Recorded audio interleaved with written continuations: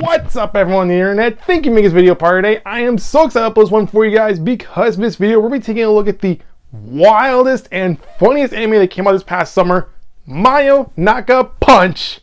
Holy crap, this show took me by surprise because I actually jumped into this one blindly and was blown away by the humor and the fact that this show touches on a personal favorite hobby of mine, which is making YouTube videos. Because one of the things this anime focuses on is the amount of hard work that a lot of YouTubers go through in order to get a certain amount of subscribers. And most of the time that hard work includes getting the video prepped, organizing all the logistics, then recording the video, then editing the video before storing the video on YouTube. And I think, if I had to time myself, I think for me, it usually takes about maybe 3 hours to get one video up on YouTube, which is honestly involves getting the script ready, then recording the video, which actually has a lot of takes. And let me tell you, there are a lot of takes from when it comes to making these videos. I think it may be like my longest take for even one bit, maybe 20 takes. So yeah, then editing the video before I start on YouTube. And most of the time, sometimes you don't get the kind of reaction you get when you upload these videos because sometimes you expect to get a large amount of views, but most of the time you may get a certain amount of views. And I gotta tell you, watching this show almost felt like I was watching a reflection of myself because some of the struggles that our main character goes through are also kind of some of the struggles that I go through from when it comes to making videos. But anyway, this anime came out this past summer and focuses on our main character, Masakai, who's a YouTuber and also a bit of a hothead and was kicked out of her group after she punched her friend on live stream. So while she's picking up the shattered pieces of her reputation, she decides to go solo and wants to reach 1 million subscribers as a screw you to her friends. And that is where she meets Liv, who is a vampire who craves human blood. More specifically, she craves blood from a beautiful girl. And when these two girls meet, a deal is made.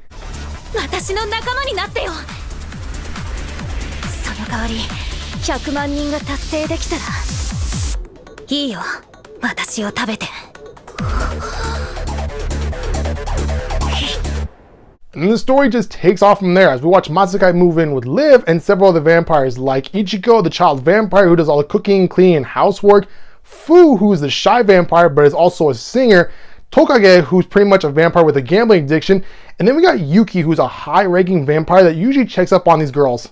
Now what I love about these girls is that the story is set in modern times and these vampires are a part of a secret society of vampires that live under the rule of the head vampire who they call Mother. We'll get to her later. But going back to the story, this show hits the ground running as we watch these girls go on some wacky adventures in order to reach 1 million subscribers. Now at first, the first 3 episodes focus on a lot of slapstick humor, which I was totally fine with. I mean, I was busting out laughing.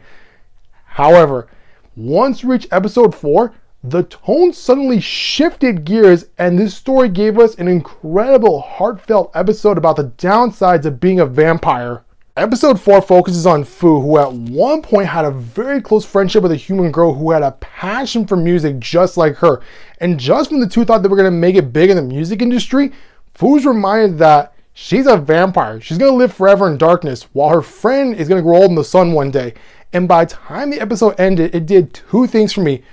One, it made Fu my favorite character. And at the same time, it showed me that this anime is not afraid to dive into some deep emotional moments because while there are several moments, not a lot, but several moments where we're reminded that these girls had to give up something in their lives before they became vampires.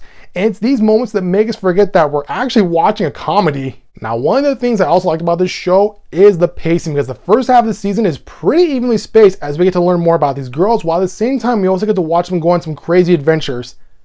However, once we reach the halfway point, Mommy gets a little mad and the pressure is on when these girls find out that if they can't reach 1 million subscribers within 6 months, they're finished. And from there on, it's game time as we watch these girls kick it into high gear as the pacing speeds up and the videos get more wackier, all in an attempt to reach 1 million subscribers. And going into the final 2 episodes, this anime is put into crisis mode as tensions are at a boiling point and the deadline is drastically moved up. And speaking about tension, one of the things this anime does really well is showing Masakai's inner turmoil.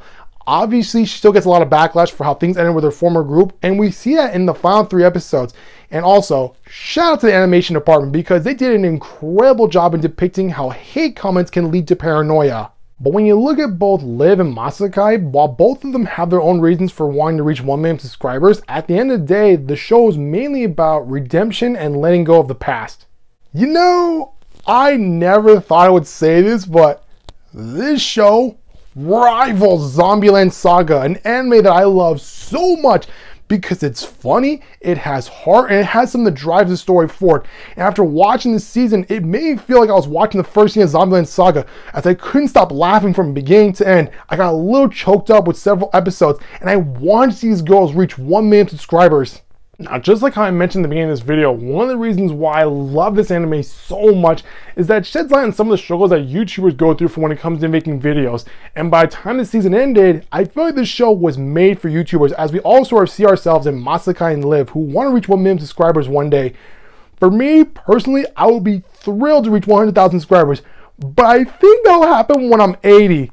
But given how I'm about a third of the way to 10,000 subscribers, I'll settle for that. Let's reach 10,000 subscribers, guys. But anyway, I had a lot of fun with this anime as it was able to tell a very good story within 12 episodes, and given how the pacing gradually increases as the season progresses, this anime is super easy to binge through. So if you want to watch a show about vampires trying to become YouTubers that is not only funny but also has some very good heartfelt moments, I highly recommend you watch this show. Well, that's going to do it for this video, guys. That was my overall view on Mayonaka Punch. If you like what you saw, hit the subscribe button to get updates from this channel. I'll see you next time with a brand new video. Bye-bye.